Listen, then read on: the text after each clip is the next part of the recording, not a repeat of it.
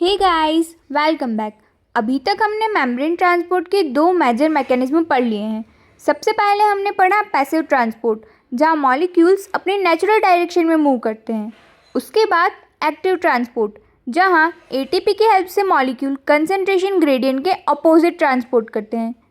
लेकिन अब एक नया चैलेंज आता है। अगर सेल को एक बहुत बड़ा मॉलिक्यूल अंदर लेना हो, जैसे बैक्टीरिया, प्रोटीन या पूरा एलडीएल पार्टिकल, तो क्या ये मेम्ब्रेन चैनल से पास हो सकता है? बिल्कुल भी नहीं। इस सिचुएशन में सेल एक कम्प्लीटली डिफरेंट स्ट्रेटजी का यूज़ करती है। यही स्ट्रेटजी है वेसिक्यूलर ट्रांसपोर्ट। वेसाइकल ट्रांसपोर्ट में मेम्ब्रेन खुद अपना शेप चेंज करती है, एक छोटा मेम्ब्रेन बाउंड वेसाइकल बनाती है और उस वेसाइकल के अंदर सब्सटेंस को पैक करके ट्रांसपोर्ट करती है। ये प्रोसेस एटीपी डिपेंडेंट है और साइटोस्केलेटन की भी हेल्प लेती है। इसलिए ये सिर्फ ट्रांसपोर्ट नहीं, ये एक हाईली ऑर्गेनाइज सेलुलर इवेंट है। अब इसमें दो मेजर टाइप्स होते हैं, endocytosis and exocytosis. Endocytosis material को सेल के अंदर लेकर आता है एंड एक्सोसाइटोसिस मटेरियल को सेल के बाहर भेजता है। ये दोनों एक दूसरे के अपोजिट प्रोसेस है। एंडोसाइटोसिस का मतलब है सेल मेम्ब्रेन के अंदर की तरफ फोल्ड होती है, एक वेसाइकल बनाती है और एक्सटर्नल मटेरियल को सेल के अंदर लेकर आती है। ये प्रोसेस सिर्फ न्यूट्रिएंट्स के लिए नहीं, इम्यून डिफेंस और रिसेप्टर रेगुलेशन के लिए भी बहुत इंपॉर्टेंट है। एंडोसाइटोसिस के तीन मेजर फॉर्म्स है, phagocytosis, pinocytosis and receptor mediated endocytosis. Phagocytosis, phago का मतलब होता है टू ईट, इसलिए फैगोसाइटोसिस को सेल ईटिंग भी बोलते हैं। यहाँ सेल लार्ज पार्टिकल्स को इनगल्फ करता है, जैसे bacteria, dead cell, cell debris. इसका मैकेनिज्म समझते हैं।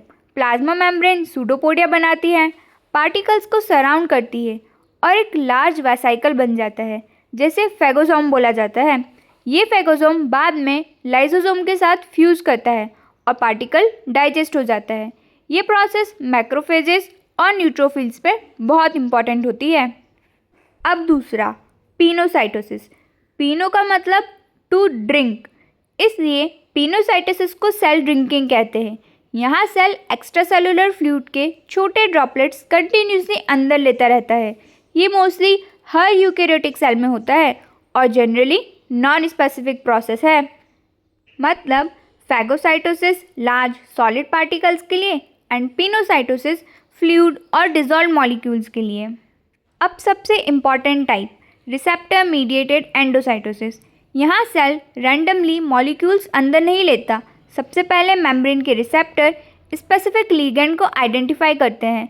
सिर्फ वही मॉलिक्यूल बाइंड करेगा जिसके लिए रिसेप्टर बना है, इसलिए ये प्रोसेस हाईली स्पेसिफिक है। सबसे पहले देखते हैं क्लैथरीन कोटेड पिट्स। रिसेप्टर बाइंड होने के बाद मेम्ब्रेन का एक रीजन इनवर्ड फोल्ड करता है। इस रीजन पर एक प्रोटीन कोट होता है, क्लैथरीन। ये कोटेड पिट धीरे धीरे वेसाइकल में कन्वर्ट हो जाता है।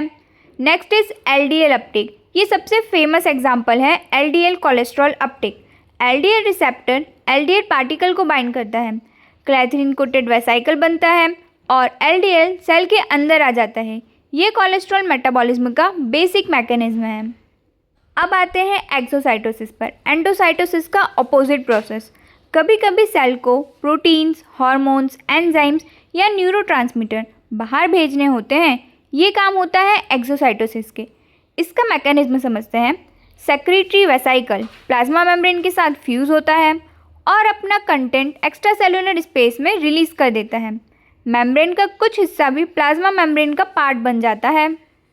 For example, insulin secretion, digestive enzyme secretion, neurotransmitter release, antibody secretion, ये सब एक्सोसाइटोसिस के एग्जाम्पल्स हैं।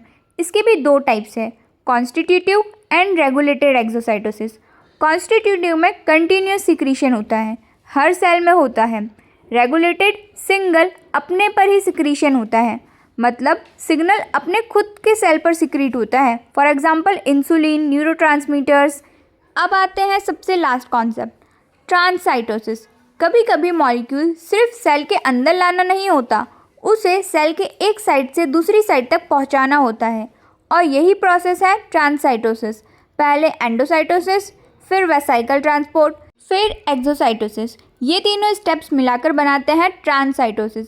For example intestinal epithelial cells, placenta, blood vesicle, endothelium, ये टिश्यू ट्रांससाइटोसिस के एक्सटेंसिवली यूज्ड एग्जांपल्स हैं। अब इसी का क्लिनिकल कनेक्शन समझते हैं। एक जेनेटिक डिसीज़ है फैमिलियल हाइपरकोलेस्ट्रोलीमिया। इसमें एलडीएल रिसेप्टर्स डिफेक्टिव होते हैं। इसके रिजल्ट में रिसेप्टर मीडिएटेड एंडोसाइटोसिस प्रॉपर नहीं हो पाता। ब्लड में एलडीएल कोलेस्ट्रॉल एक्यूमुलेट होने लगता है, जिसके कारण ये डिसीज़ होती है।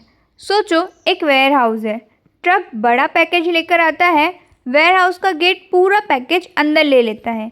ये हुआ एंडोसाइटोसिस। वेयर हाउस के वर्कर्स पैकेज को प्रोसेस करते हैं और जब पार्सल बाहर भेजना होता है डिलीवरी वैन निकलती है। ये हुआ एक्सोसाइटोसिस। अगर पार्सल बिना वेयर हाउस में स्टोर हुए एक गेट से दूसरे गेट तक पहुंच जाए तो वो हुआ ट्रांससाइटोसिस। और आपको पता है ये कॉन्सेप्ट सिर्फ टेक्स्ट बुक तक लिमिटेड नहीं है।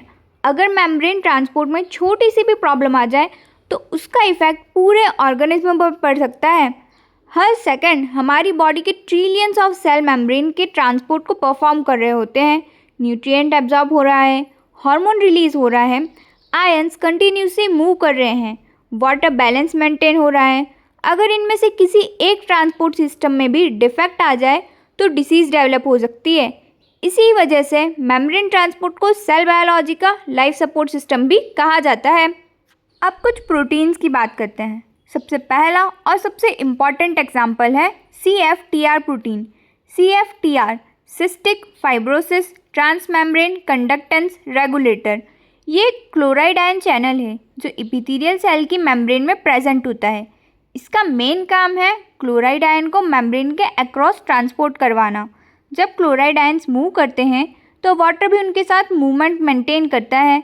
इसी मैकेनिज्म से म्यूकस नॉर्मल कंसिस्टेंसी में रहता है। अगर CFTR जीन में म्यूटेशन आ जाए तो क्लोराइड ट्रांसपोर्ट डिस्टर्ब हो जाता है, वाटर मूवमेंट भी कम हो जाता है, जिसके रिजल्ट में म्यूकस बहुत थिक और स्टिकी हो जाता है। ये थिक म्यूकस लंग्स, पैनक्रियास और डाइजेस्टिव ट्रैक्ट में एक्यूमुलेट होने लगता है और इसी डिसीज़ को कहते हैं सिस्टिक फाइब्रोसिस। ये CSIR नेट का बहुत कॉमन क्लिनिकल कॉन्सेप्ट है। अब आते हैं ग्लूकोज ट्रांसपोर्ट पर। ग्लूकोज मेम्ब्रेन को डायरेक्टली क्रॉस नहीं कर सकता है। उसके लिए स्पेशल कैरियर प्रोटीन्स होते हैं, ग्लट ट्रांसपोर्टर्स। ये फैसिलिटेड डिफ्यूजन के थ्रू ग्लूकोज को ट्रांसपोर्ट करवाते हैं। ATP डायरेक्टली यूज़ नहीं होती है। अब कुछ ग्लट के टाइप्स देख लेते हैं। ग्लट 1 ऑलमोस्ट सभी टिश्यूज़ में मिलता है। ये स्पेशली RBC और ब्रेन में मिलता है। बेसल ग्लूकोज अपटेक को मेंटेन करके रखता है। ग्लट 2 लीवर, पैनक्रियास और इंटेस्टाइनल सेल्स में ब्लड ग्लूकोज सेंसिंग में बहुत इंपॉर्टेंट रोल है। ग्लट 3 न्यूरॉन्स में मेजर ग्लूकोज ट्रांसपोर्टर है एंड ये हाई एफिनिटी ट्रांसपोर्टर भी है। ग्लट 4 मसल्स और एडिपोज टिश्यू, ये इंसुलिन डिपेंडेंट ट्रांसपोर्टर है। इंसुलिन आने पर ही प्लाज्मा मेम्ब्रेन पर आता है। ग्लट के अपोजिट आता है SGLT transporter, sodium glucose linked transporter. ये सेकेंडरी एक्टिव ट्रांसपोर्ट यूज़ करता है। सोडियम ग्रेडियंट की एनर्जी से ग्लूकोज को सेल के अंदर लेकर आता है। ये इंटेस्टाइन और किडनी में बहुत इंपॉर्टेंट है। एक और ट्रांसपोर्टर फैमिली है ABC transporter, ATP binding cascade transporters. ये ATP का डायरेक्टली यूज़ करते हैं।